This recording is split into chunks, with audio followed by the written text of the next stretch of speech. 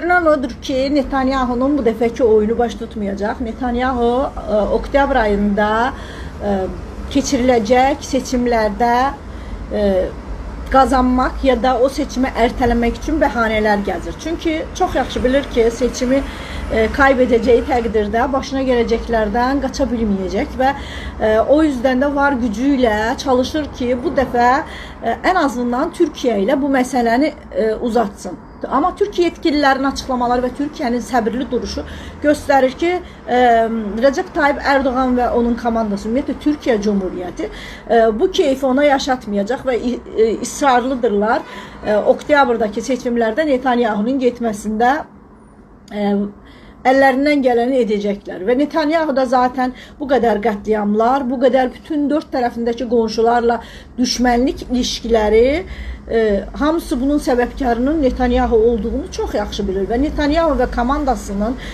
Yahudi xalqına vurduğu zərəri bugüne kadar Hitler belə vurmuyub.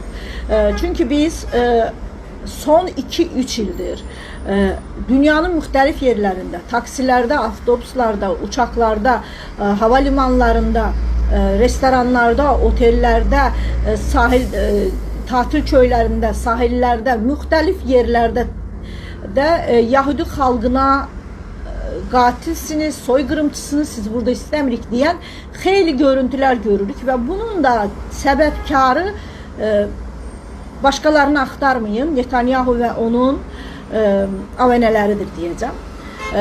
Ve Netanyahu da bunu çok yaxşı bilir ve aslında Yahudi lobbisi de bunu çok yaxşı bilir ve yaxşı bilirler ki İsrail ve İsrail hükümeti, eyni zamanda İsrail xalqı Almanlar kimi bundan qaça bilməyəcək. Enində sonunda hem beynəlxalq məhkəmələr bunun suçunu Yahudi xalqının omuzuna koyacak ve İsrail'in omuzuna koyacak. O yüzden de İsrail'i ve Yahudi xalqını kurtarmak namına bir kurban verilmelidir. Bu kurbanın adı Netanyahu'dur. Netanyahu da bunun fərqindədir. Suriyanı vurdu, ne bileyim Lübnan'ı vurdu, olmadı.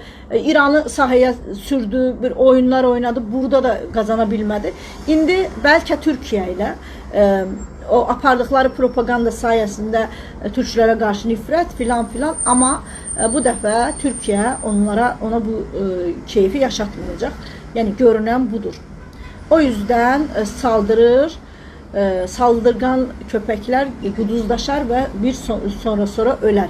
Hazırda Netanyahu siyasette biz onun quduzlaşdığını görürük ve onun tek aşısı hələlik vaxtını uzatmaq üçün seçimi qazanmaqdır.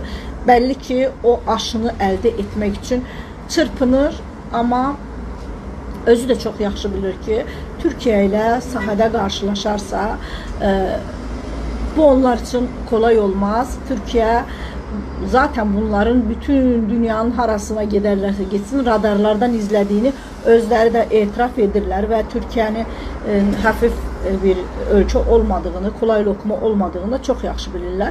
Belə Türkiye'nin en zayıf vaxtında Kıbrıs'ta Türkler Yunanlarla değil, aynı zamanda İsrail'le, aynı zamanda Amerika'yla, aynı zamanda o zamanki Sovyetler Birliği'yle karşılaştılar ve Avrupa Birliği ile karşılaştılar sahada ama kazanan yine Türkler oldu. Kıbrıs'a bir çıkartma çıkarttılar ve bugüne kadar da Kıbrıs Türk Cumhuriyeti ile Türkiye Cumhuriyeti'nin təsiri altında ve Türkiye Cumhuriyetinin koruması altındadır. Yaxşı mənada təsiri altındadır. Bunu da İsrail də yaxşı bilir, digərlər də yaxşı bilir. O yüzden de ağıllı Yahudilər birbirinin ardınca verdiği açıklamalarda bunun ne kadar təhlükəli olduğunu deyirlər. Ama altını çizerek deyirəm, mən belə düşünürəm ki, Türkiye seçime kadar Netanyahu'nun oyununa gelmeyecek. Ne ederse etsin. Çünkü Netanyahu'nun gitmesini tek Türkiye değil, Netanyahu'nun Epstein dosyalarıyla şantaj ettiği Avrupa'da, aynı zamanda başta Trump olmakla Amerika'da hamıdan daha çok istəyir. Kurtarmanın tek yolu indilik seçim görsənir. Seçim olmazsa eninde sonunda Netanyahu'nun gideceğini bilirlər. İndi hələlik bir zamana bırakıblar. Bunu bizlərdən daha çox eyni zamanda Yahudi xalqı, Yahudi lobbisi istəyir. Savaş istəməyən İsrail xalqı istəyir. Görək.